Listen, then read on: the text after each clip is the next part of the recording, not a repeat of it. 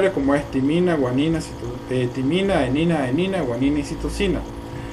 La polaridad, por ejemplo, de esta dirección que vemos acá es 5', 3', de arriba a abajo. ¿Sí? 5', 3' de arriba a abajo.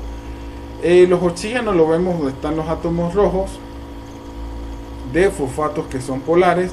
Las bases adenina, guanina, citosina y timina se extienden hacia adentro y se apilan una sobre otra. Es decir, quiero que tengan en cuenta que dentro de la estructura del ADN las bases nitrogenadas no van a estar afuera de la estructura, sino van a estar en su interior. Y en el exterior de la estructura del ADN va a estar el esqueleto de fosfato azúcar, es decir, de fosfato desoxirribosa, ¿no?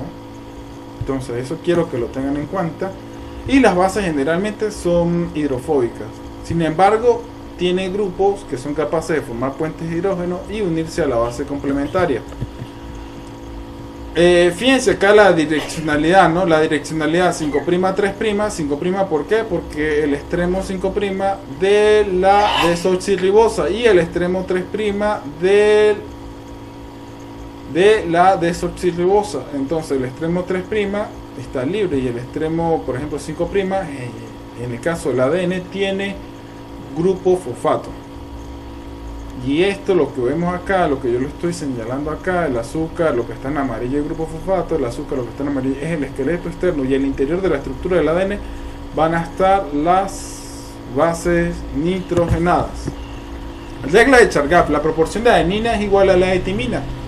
Adenina igual a timina. La relación entre adenina y timina es igual a la unidad. Es decir, como la adenina me forma doble enlace, me forma interacciones o puentes de hidrógeno con la timina, es decir, son bases complementarias, lo más lógico es que tengan la misma proporción dentro de la estructura del ADN. Chargaff lo que hizo fue descomponer o hidrolizar todos los enlaces de fosfato, fosfodiéster, y quedarse con los nucleótidos y cuantificar la cantidad de adenina, timina, guanina y citosina que había en la estructura del ADN. La proporción de guanina es igual a la de citosina. La relación entre guanina y citosina es igual. Entonces la proporción de bases púricas es igual a la proporción de bases pirimidínicas. Adenina más timina, adenina más guanina es igual a la timina más citosina. Entonces la relación entre adenina y guanina y timina y citosina es igual a la unidad de adenina más guanina entre timina y citosina es igual a 1. Sin embargo, la proporción entre adenina más timina y guanina más citosina era característica de cada organismo, es decir, que depende del ADN, si es un ADN humano, si es un ADN de un microorganismo, si es un ADN de planta. Estas proporciones entre adenina, timina y guanina y citosina pueden variar, y sigue toda la lógica porque no todos los organismos tienen los mismos genes. O sea, hay genes que compartimos, ¿no? Ya hay proteínas que compartimos, que son, tienen cierta homología, pero no son igual. Este resultado indicaba que los ácidos nucleicos no eran repetición monótona de tetanucleótidos.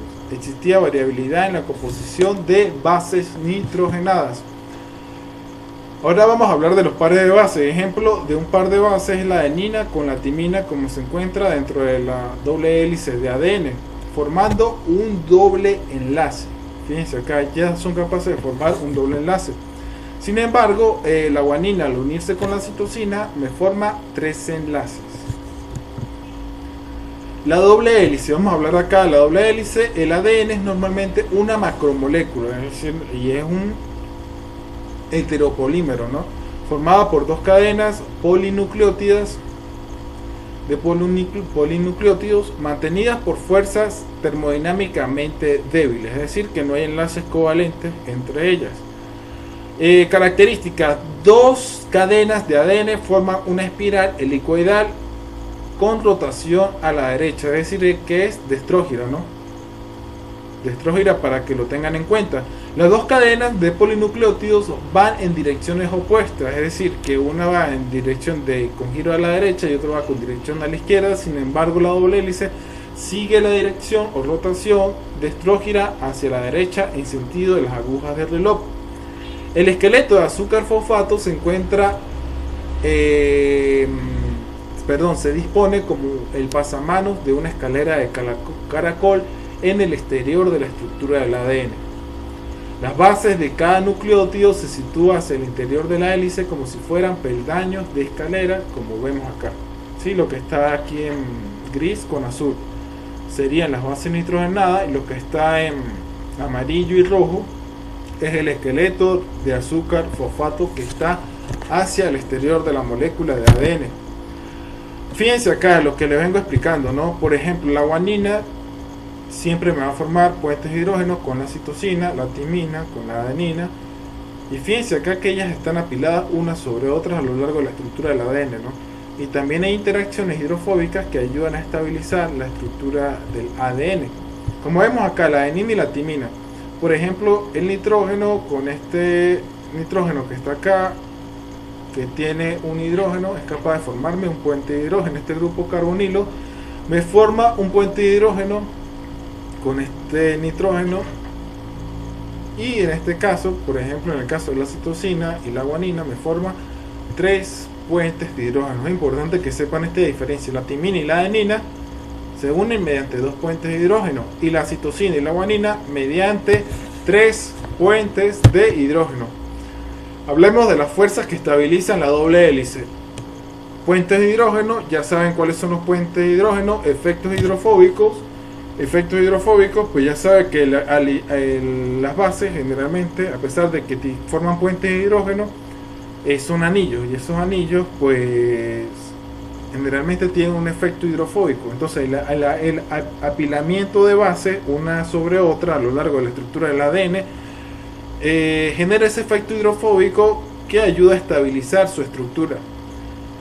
Aparte hay otras interacciones como atracciones de Van der Waals y atracciones electroestáticas. Las atracciones de Van der Waals también van a depender de la carga, ¿no? Y las interacciones electroestáticas también van a depender de la carga, y también van a depender del pH donde se encuentre la estructura del ADN. Ustedes recuerdan que hay grupos que son ionizables y que pueden tener carga a diferentes pH. Sí, entonces estas son las interacciones que estabilizan la estructura del ADN. Fíjense acá la vista superior de la hélice del ADN. Lo que vemos en el interior en azul y en gris son las bases, los pares de bases que están apilados uno sobre otro a lo largo de la estructura del ADN, y lo que vemos en rojo y amarillo en el exterior de la estructura pues es el esqueleto de azúcar fosfato. Sí, la repetición de esqueletos de azúcar fosfato, desoxirribosa, ribosa, desoxirribosa, ribosa, desoxirribosa y ribosa. A lo largo de la estructura del ADN van a haber un surco menor, ¿sí? Y un surco mayor. Generalmente estos surcos, por ejemplo en el caso del surco mayor, ese surco puede unirse ahí se pueden unir proteínas que son reguladoras de la expresión genética, y ellos ejercen también su función, ¿no? Y esos surcos mayor y menor es producto de las interacciones entre bases y de la secuencia de bases. Pero también este surco mayor y este surco menor está a pH fisiológico, ¿no? Porque si cambiamos el pH del medio de la estructura del ADN, si cambiamos ese pH, la estructura de ese surco mayor y ese surco mayor puede variar. Fíjense acá tenemos 3 modelos de la estructura del ADN. El que vemos en el medio es el ADNA, el que vemos a la izquierda es el ADNB, y el que vemos a la derecha es el ADNZ. El que está en el medio, a ese lo vamos a denominar ADNA. Ese ADNA es la estructura común y corriente de la estructura de Watson y Crick, es decir, la estructura estándar del ADN. Sin embargo, la estructura del ADN puede cambiar si en su entorno se modifica el pH. ¿Sí? Se modifica el pH y se modifica también la concentración salina, ¿no? Incluso la temperatura también influye en la estructura del ADN. Entonces fíjense acá, la ADNA es la estructura estándar de Watson y Crick. La ADNA tiene un 75% de humedad, requiere iones de sodio y potasio como contraiones. Presentan 11 pares de bases por giro completo de 23 Armstrong de diámetro. Es decir, el 23 Armstrong de diámetro, ¿a qué me refiero? Que si lo miramos en la parte superior, hacemos una circunferencia, el diámetro sería 23 Armstrong. Es interesante por representar una estructura parecida a híbridos de ADN-ARN en regiones de autopareamiento ARN-ADN. El ADN-B, el que vemos a la izquierda, es un ADN, fíjense que tiene una estructura distinta a la ADN-A, ¿no? Y es un ADN que se encuentra en disolución con un 92% de humedad relativa y se encuentra en soluciones con baja fuerza iónica, es decir, con bajas soluciones de contraiones, ¿no? Por ejemplo, baja concentración de potasio, baja concentración de sodio, y corresponde al modelo de doble hélice. Ahora la estructura de ADN Z, la que vemos a la derecha, es un ADN sinestrosa de enrollamiento izquierda, 12 pares de base por giro, de 18 Armstrong de diámetro, es decir, es más larga, es menos ancha, pero más larga, y se observa en segmentos de ADN con secuencias alternantes de bases púricas y pirimídicas, es decir, que esta estructura se forma es por la secuencia de guanina y citosina repetitivas, ¿no? Hay parte de la estructura del ADN que tiene dentro de nuestro ADN que tienen esta estructura más larga, y esto se debe a que hay repeticiones de guanina y citosina debido a una conformación alternante de los residuos azúcar-fosfato y sigue un curso de zigzag. Fíjense acá la estructura del ADN de coli, ¿no? Los plásmidos, las bacterias también tienen un plásmido, tienen un pequeño ADN circular accesorio en donde generalmente estos plásmidos contienen los genes de resistencia a antibióticos y también tiene un cromosoma. Sin embargo, en el material genético, recordemos que no está encerrada en una membrana nuclear, sino simplemente este ADN está enrollado, ¿no? Está enrollado dentro de la bacteria. Lo importante aquí que tengan en cuenta es que las bacterias, en este caso, las bacterias no tienen núcleo, ¿sí? Sino su ADN está libre en el citoplasma. Por ejemplo, el ADN tiende a superenrollarse, ¿no? A superempaquetarse en el caso de las bacterias. Bueno, y eso también ocurre en el caso de las células eucariotas. Fíjense acá, si lo tensamos a ambos lados, pues está en un estado relajado. Sin embargo, aplicamos tensión de arriba a abajo. En el caso cuando el ADN sufre el proceso de replicación y también sufre el proceso de transcripción para la lectura, tiende a superenrollarse. ¿Sí? Fíjense acá estas fotos del ADN circular, ¿no? Puede estar en un estado relajado, circular, o un estado superenrollado. ¿Sí? Puede irse enrollando, irse enrollando e irse enrollando. Fíjense acá, aquí tenemos una doble hélice y esta doble hélice puede superenrollarse hasta esta forma.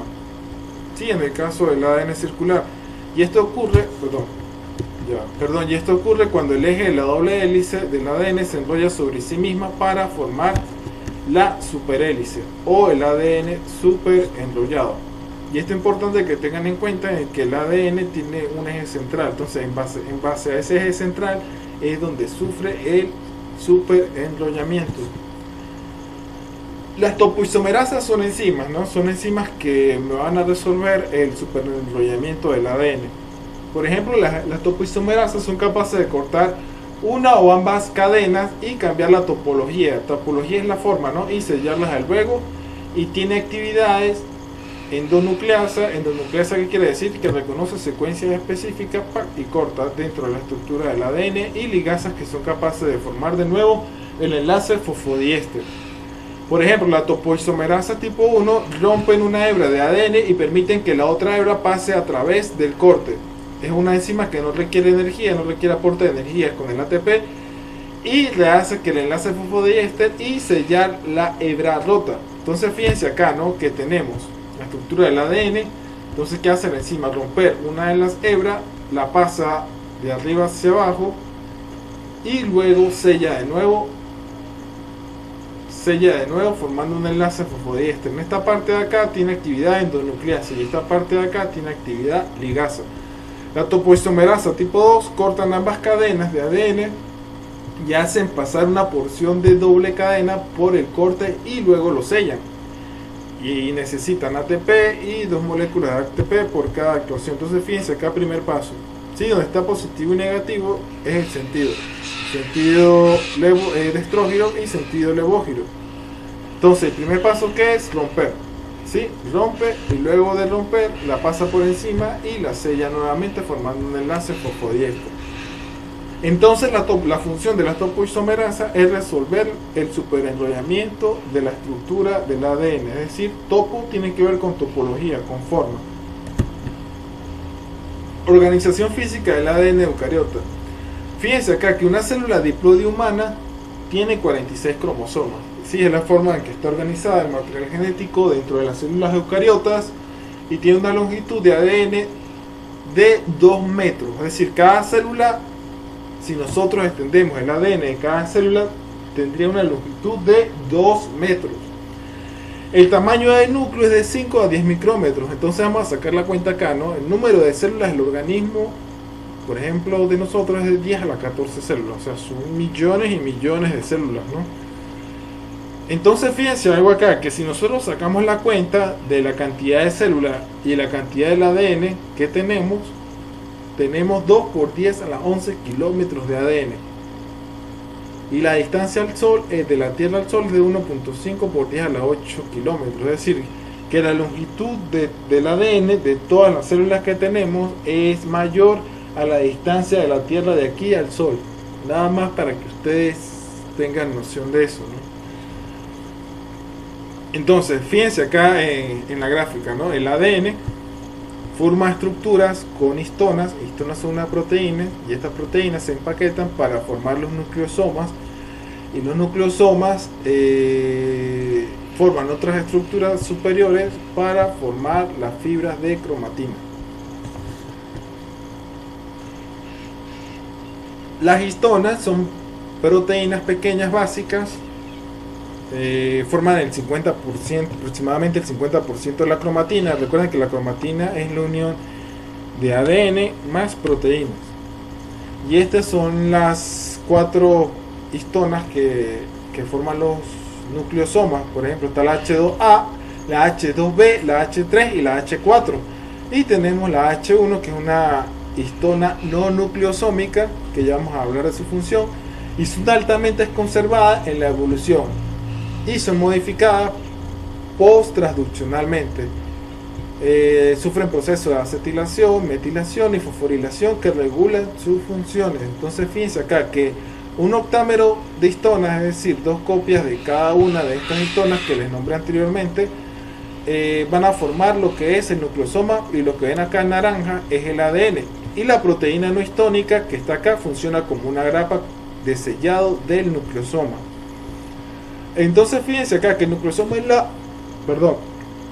unidad estructural de la cromatina. El octámero de histonas se organiza 146 pares de bases. Es decir, que hay 146 pares de bases del ADN para formar el nucleosoma, junto con el octámero de histonas.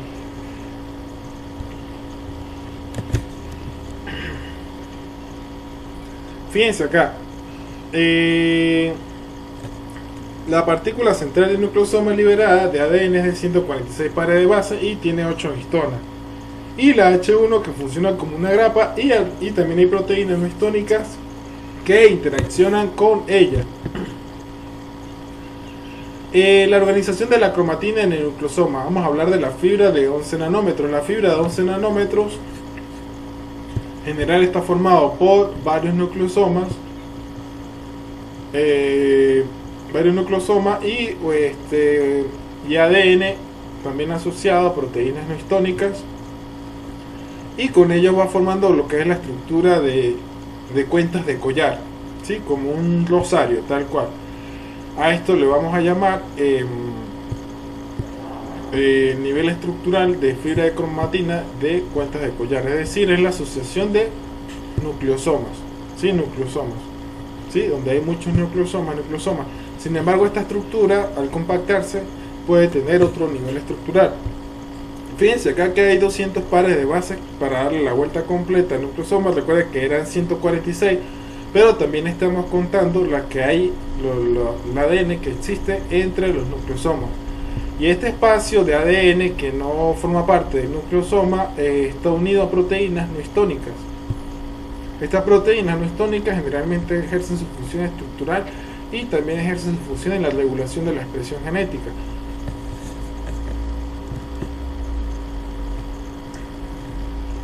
Esto ya lo vimos, este es lo mismo de la lámina anterior.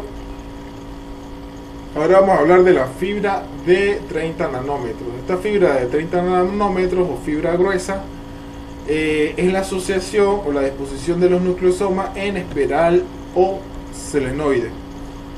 Entonces, la agrupación de 6 nucleosomas por vuelta forman la fibra de 30 nanómetros y su interacción de las colas de histona con nucleosomas adyacentes. Es decir, que las histonas interaccionan con los nucleosomas, con las histonas y los nucleosomas adyacentes para formar esta fibra gruesa de 30 nanómetros, y así es como se ve en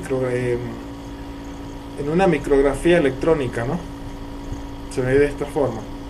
Ya no se ve como cuentas de collar como lo vimos acá, sino que este otro nivel estructural se logra ver de esta forma, ¿sí? Formando una fibra gruesa de cromatina, y esta fibra es de 30 nanómetros. Ahora fíjense acá, que quedamos acá en la fibra gruesa o selenoide de 30 nanómetros. Ahora esta fibra gruesa puede formar estructura con una matriz proteica para formar lazos de fibra gruesa de 0.25 micrómetros. Y esta fibra gruesa de 0.5 micrómetros se asocian entre sí para llegar a otro nivel estructural de minibandas de 18 lazos, como lo ven acá. Y luego esta minibanda de 18 lazos es la misma que forma el cromosoma metafásico, la organización del ADN al momento de la división celular. Fíjense algo acá a nivel de empaquetamiento, ¿no? O sea, cuando hablamos de empaquetamiento nos referimos a la asociación con proteínas para poder compactar la longitud del ADN.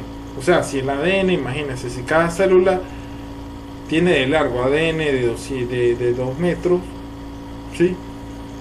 Y eso tenemos que compactarlo muchas veces para poder reducir su tamaño, ¿no? Y ese tamaño tiene que ver con el enrollamiento con histona, la formación de nucleosomas, la cromatina y todo lo que le vengo contando. Entonces fíjense acá el nivel de empaquetamiento de 1, que es la estructura del ADN normal y corriente, de 2 nanómetros hasta 0.84 micrómetros de 1.2 por 10 a la 4. Es decir, que se empaquetó miles de veces, ¿sí? La longitud. Realmente el empaquetamiento fue de miles de veces hasta llegar a 1.2 por 10 a la 4. Vamos a hablar acá brevemente de la estructura del ADN. El ADN son polímeros lineales de ribonucleótidos, es decir, que la pentosa no es desoxirribosa, sino es la ribosa. Y la ribosa, recuerden que tiene un grupo de hidroxilo en el carbono 2, como ven acá. Los ribonucleótidos están unidos, al igual que en el ADN, por un enlace fosfodiéster 5'3'. Es un poco común que los ADN doble banda también tiene vuelta cada 11 pares de base. O sea, es poco común de que existan en la naturaleza ribonucleótidos de doble banda, ¿no? Sin embargo, sí existen, y de eso voy a hablarle más adelante. Existe una conformación beta impedida por la ribosa.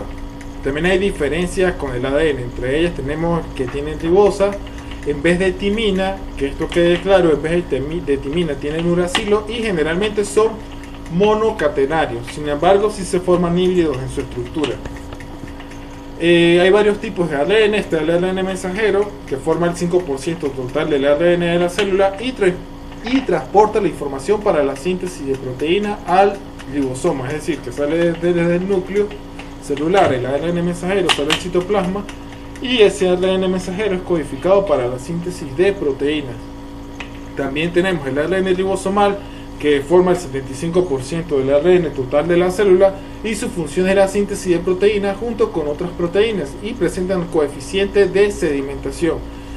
Esto lo vamos a discutir más adelante. También está el ADN de transferencia, en el cual el 15% transporta aminoácidos al ribosoma, y está el ADN heterogéneo nuclear, que es precursor del ADN mensajero. También vamos a hablar de él más adelante. El ADN pequeños nucleares, que participa en el proceso de maduración de los ADN ADN heterogéneos nucleares, y forma SNOR. También están los ARN de interferencia, que son reguladores de la expresión genética. Entonces fíjense acá que no solamente existe el ARN mensajero, ¿no? Existen muchos tipos de ARN. Sin embargo, hay muchos otros tipos más, pero son menos comunes y su función es muy específica. Fíjense acá la estructura del ARN, ¿no? El ARN puede adquirir estructura primaria, que sería los esqueletos de azúcar fosfato, y también puede adquirir una estructura secundaria y una estructura terciaria. Esta estructura terciaria o tridimensional, en el caso de los ARN de transferencia, que son capaces de sus pares de base emparejarse y así formar estructuras terciarias complejas. Por ejemplo, aquí vemos la estructura tridimensional de algunos ARN y el esquema de la estructura tridimensional de ARN de transferencia, como lo vemos en A, y B, la estructura tridimensional del ARN ribosomal 16S de la bacteria Thermus thermophilus. Fíjense acá que, por ejemplo, la estructura secundaria del ARN, por ejemplo, en el caso de los ARN de transferencia, más adelante voy a hablarle en otro tema, voy a hablarle específicamente de ello, son capaces de formar estructuras complejas, ya que dentro de su secuencia hay secuencias que son palindrómicas, por ejemplo lo que vemos acá en azul, ¿sí? Y lo que vemos acá en rojo, acá en verde, son secuencias que son complementarias, que son secuencias palindrómicas, es decir, que son complementarias, y la unión de esta secuencia, de estos pares de bases, la unión de ellas me crea esta estructura de Trevor. Esta estructura de Trevor sería la estructura secundaria, sin embargo ellas se pliegan en el espacio y adquieren una estructura tridimensional. Entre ellas tenemos que algunos nucleótidos dentro de la estructura del ARN son modificados, por ejemplo la pseuduridina tiene 4 tiuridina, 1 metilguanosina y diruridina. Y vamos a hablar acá brevemente de los ARN ribosomal, sin embargo este tema lo vamos a hablar más con detalle cuando veamos traducción. Fíjense acá, los ribosomas son necesarios para la síntesis de proteínas y es la asociación de ARN ribosomal y de proteínas para formar la maquinaria de síntesis de proteínas. Por ejemplo, Necori, que sería de procariotas, tiene el ribosoma 70S, y en el caso de eucariotas, aquí el ribosoma de la rata es de 80S. ¿Por qué? Ustedes preguntarán por qué ese. Ese es un coeficiente de sedimentación, y ese coeficiente de sedimentación depende de la masa, del volumen y de la aceleración en la centrifugación en el laboratorio. ¿Sí? Es un coeficiente determinado en el laboratorio, y ustedes se van a dar cuenta de por qué, por ejemplo, 50S más 30S no es 80S. ¿Por qué? Porque se requiere mayor aceleración, y por lo tanto, si se requiere mayor aceleración, la suma no va a dar 80. ¿Sí? No es algo que sea directamente proporcional a la aceleración durante la centrifugación en el laboratorio. Fíjense algo acá, que el ARN, por ejemplo, ribosomal 50S, está formado por 31 proteínas distintas. ARN 5S y ARN 23S. Y la subunidad pequeña, que sería el 30S, tiene 16S de ARN y 21 proteínas, es decir, una estructura molecular bastante compleja, y la asociación entre ellas tengo el ribosoma 70S. Esto lo vamos a ver con detalles cuando veamos traducción. Por ejemplo, en el caso de eucariotas, 60S y 40S serían 100S, pero vemos que no 80S, es lo mismo, ¿no? De que su coeficiente de sedimentación es distinto y depende de la aceleración en la centrifugación en el laboratorio. Fíjense algo acá, que por ejemplo requiere de 49 proteínas de una ARN 5S y de ARN 28S y 5.85S para dar la subunidad grande, que es 60S. Tenemos este ARN 18S, que es el coeficiente de sedimentación de este ARN en particular, y 33 proteínas para la subunidad pequeña, que sería 40S. Y estas dos subunidades, la grande y la pequeña, me forma el ribosoma de la rata, que es la estructura encargada para la síntesis de proteínas. Bueno, muchachos, hasta aquí el tema de ácidos nucleicos.